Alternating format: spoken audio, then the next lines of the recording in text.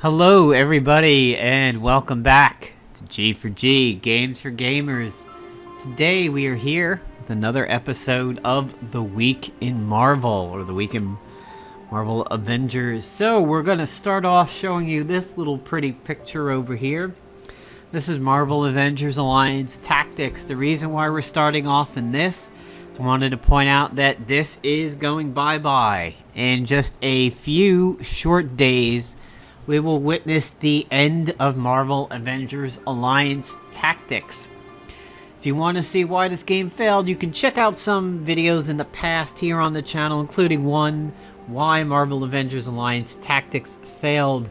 To briefly sum it up, my opinion is the forced PvP. There was no way out of it if somebody wanted to make you their bitch. If somebody wanted to farm you, you would never ever be able to get out from under the yoke placed upon you. The reason being is that you could never establish your money, which would build up your base, which would train your heroes, and you would never be able to retaliate against that person, especially if they were a smart and good player. Since the announcement that this game was going to end, the game had gotten pretty quiet. Chat was pretty much a ghost town. PvP looked like it had actually been turned off, but it has resurfaced lately, and there have been some attacks. Some old nemesises of mine have popped back up, but fortunately not the worst one.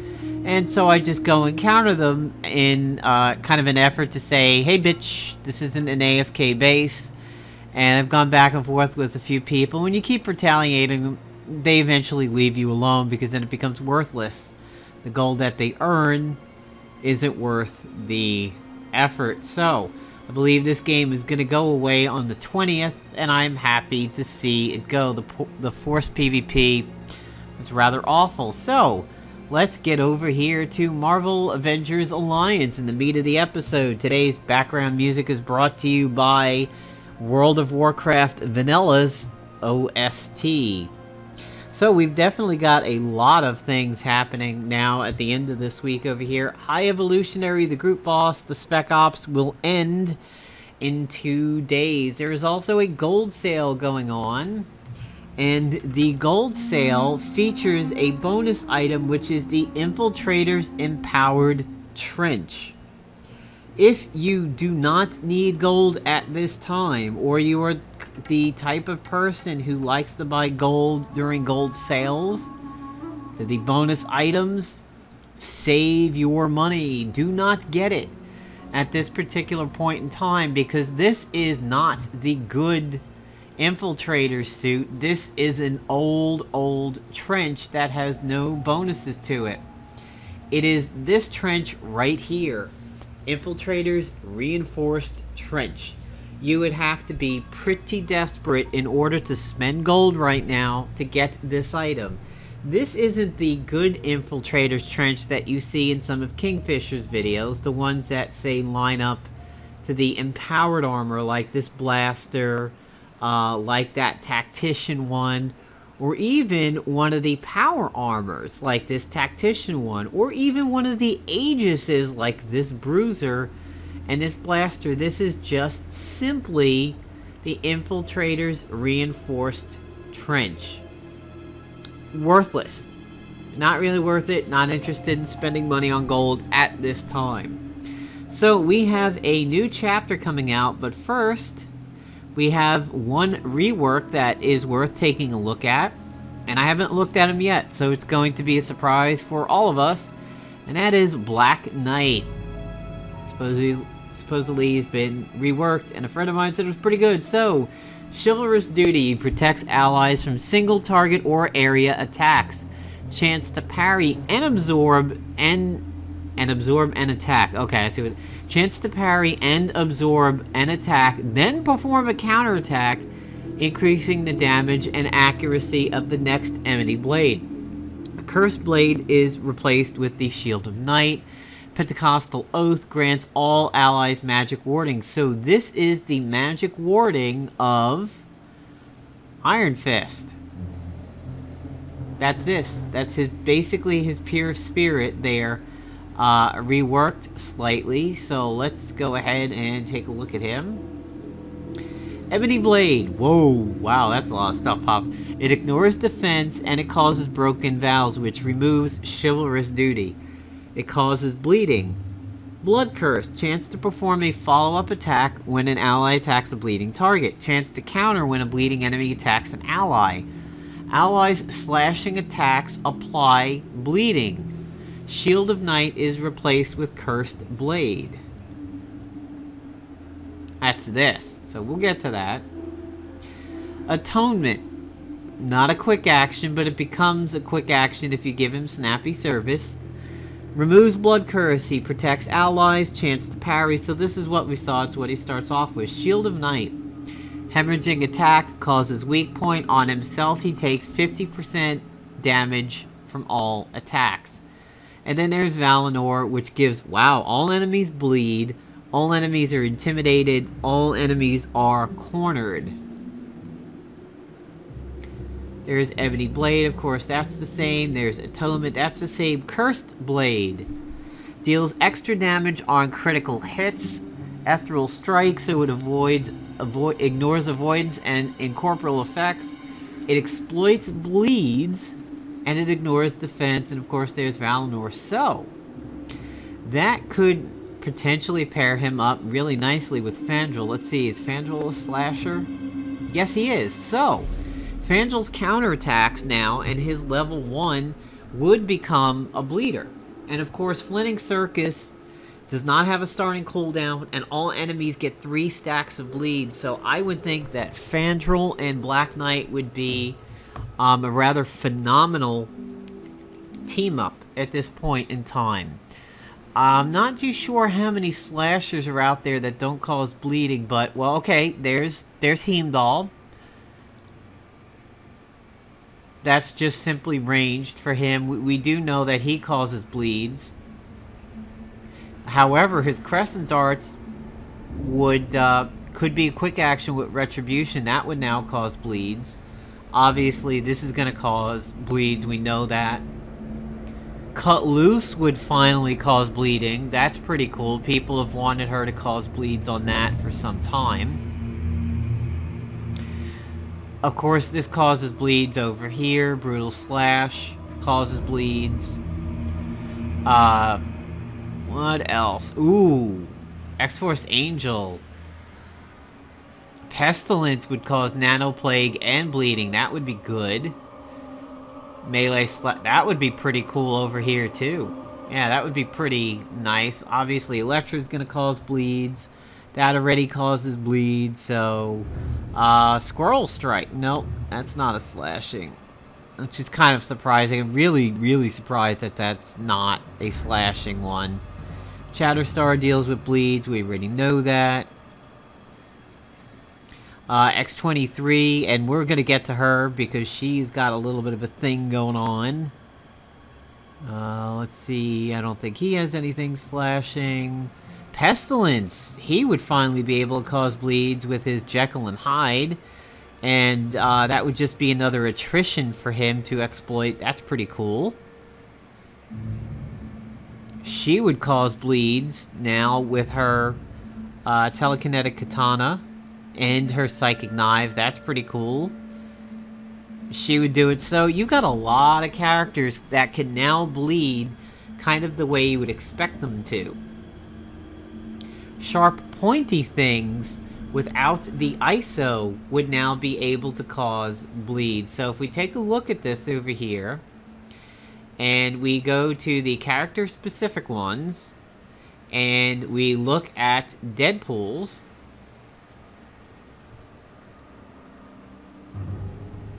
well, actually, let me pop it over to his default suit. There it is. Savory Empowered. Sharp pointy thing applies 2 stacks of bleeding. So, if you did not have your Deadpool fully leveled and you were not running that ISO, which actually I can equip that now. I forgot I had turned him into being 13. But if you were not running that ISO on him and you wanted to go ahead and run something else, you would now be able to get him to cause bleeds on that because it's a slashing attack. So that's pretty cool. And he wouldn't have the protect, so that's a good way of getting bleeds out of him without causing the protect. Magic would be able to call... Well, that's not slashing. That's surprising. So, yeah, you've definitely got some options there. I think that is really cool. So, while we're here, let's go ahead and take a look at Luke Cage. Luke Cage now has his worthy suit going on, and my god, does that look cybernetic. He almost looks naked below the waist until he realized that is a darker blue than his chest, and he has herpes bumps on his legs. But I think this is a really cool outfit over here, and you can just page over and compare it to Skrin, who looks very cybernetic and spiky. So let's see the changes that we have over here to Null, Breaker of Worlds, aka Luke Cage, which is the chapter mastery. Attacks have a chance to apply Meteor Swarm. He gains a stack of Divine Hammer each round. He preemptively counters enemies that are unworthy. He still has Unbreakable Skin, and he's worthy, so he's immune to Burning, Chilled, Poison, Radiation, and Fear. He has Fatal Fists, which replaces Brawl. So Brawl is a combo setup in Pain Train. Well, actually, that's because of that. But Fatal Fist, unarmed melee. Still unarmed melee, so that hasn't changed. Brutal Strike, it exploits combos built in, and it causes Fatal Blow. So that's very, very similar to his buddy, Iron Fist. Ragnarok'em and Sock'em. Sweet Ragnarok. Gain 1 stack of Divine Hammer.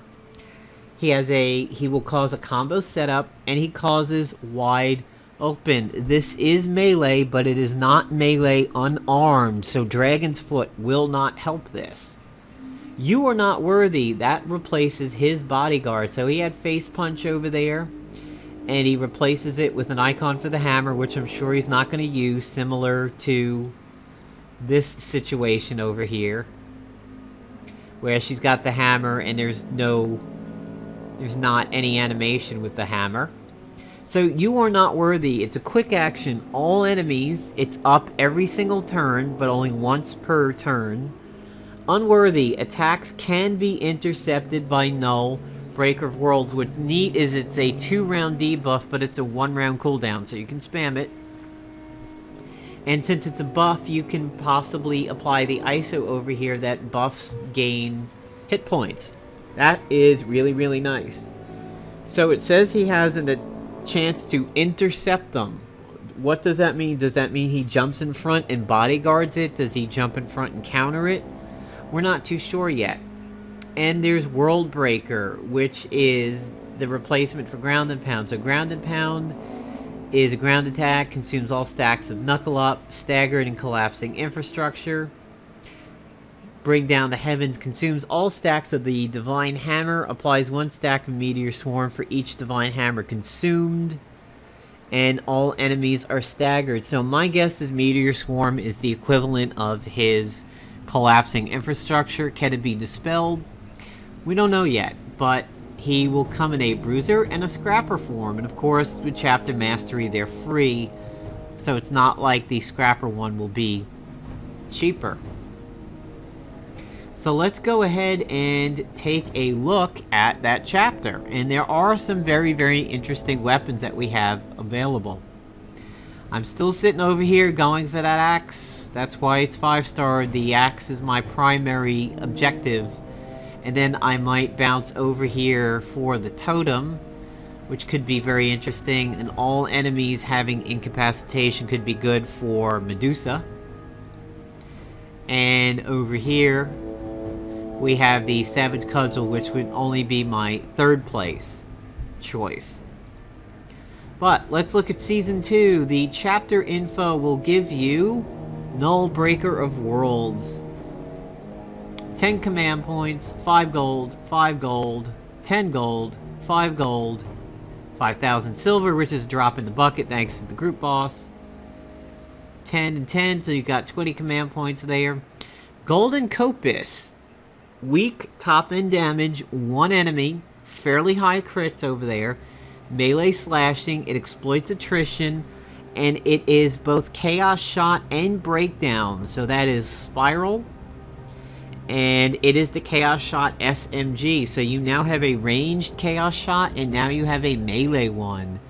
No cooldown, low top end damage, but then again, this exploits itself, and that's why you can't make the top end damage too heavy. This is really, really nice. If you're tired of farming for the Chaos Shot SMG, it's just not dropping for you, you now have a guarantee when you master the chapter. So that's pretty cool.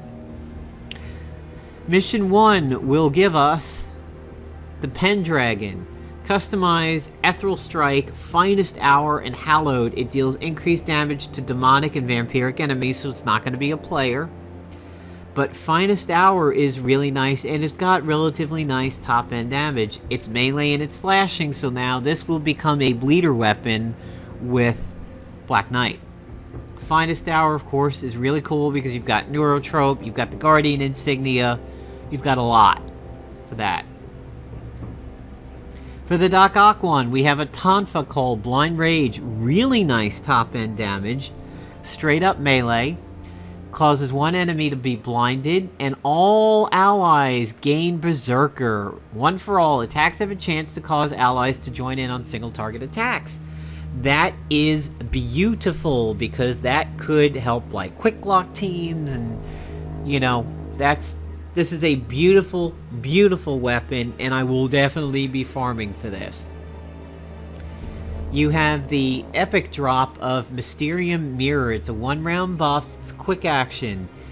You get mirror images. Illusions grant a 70% chance to avoid up to 2 single target attacks. Brilliant for tanking agents. There's Mysterio. He is a tactical epic boss. We have Curse over here. The reward is the Devil's Claw. Lower top end damage. Pretty nice looking crits. Melee slashing. It causes bleeding, and it causes woozy. Range damage reduced by 40%. Counts as a poison. Which I believe, where did we see... Did we see something that exploited poison around here? I think we have something that exploits poison. Finest Hour, where was that? Was it this one?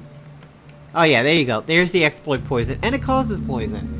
So for this Madam Viper, we have the Zootoxinator. One enemy, ranged gun, low top end damage, and it causes poison, but it exploits poison. We have the Red Skull over here in Mission 5. He has the Blaulicht. One enemy, ranged gun energy, low top end damage, and it causes radiation exposure. And we have the guy with the scythe over here. I forget his name. We've fought him before. Grim Reaper. Eye on the Ball and the Brawn Hammer, because this is an epic boss mission.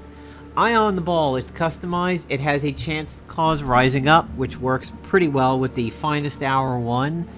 Medium top end damage. It's very similar to the Ionic set stuff that was available a long time ago. It's melee and it's energy, so the Rectifier will heal you for this. You have the Brawn Hammer.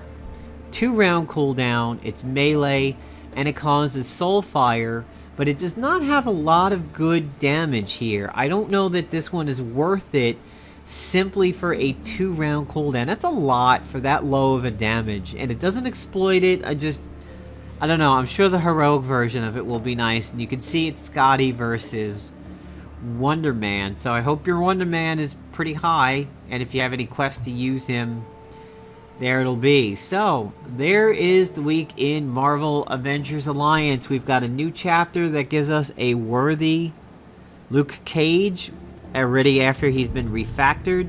So, what's the deal with Luke Cage? Is it going to be worth it to use him? Well, possibly. It depends on your style. Luke Cage, even after his refactor, still not used a lot. But, here's what you're going to get. Bodyguard is a guaranteed tank. It's a counter if that person has combo setup, which is really good with, of course, Iron Fist and obviously Quicksilver. So you're going to lose the guaranteed tanking for the possible tanking. Because he can make everybody unworthy over there. And where's the one where it says... oh, yeah, it just... That's his passive. Preemptively counters enemies that are unworthy. Could be risky in the face of enemy Iron Fist. We have to see what the preemptively counters does. It's probably going to be that he's going to attack them. I don't know if it will stop the attack and interrupt it like Iron Fist or, say, Heimdall's Note Hand. That remains to be seen, but I could see a potentially deadly team-up with his worthy friend over here because they're going to be immune to a lot of attrition debuffs. And if you're running her ISO that says she has a chance to prevent enemy attacks and he has a chance to intercept them, you know these guys might be really, really good on defense, but we have to see the Meteor Swarm in action, and you have to hope he doesn't get put on the Tron grid over here and we lose him in some competitive disc throwing tournament. Because it does look very Tronish. It does look like those should light up, or where you see rice burners with the neon, like even more than her. These really look like they're like rice burners with neon running lights. So, hope you enjoyed this video here on Marvel Avengers Alliance, the week in MAA on G4G, Games for Gamers. Stay tuned for future videos, everybody. We'll see maybe some of these chapters in action, maybe some Heroes of the Storm stuff. We've got some new master skins over there to take a look at. So, take care, everybody.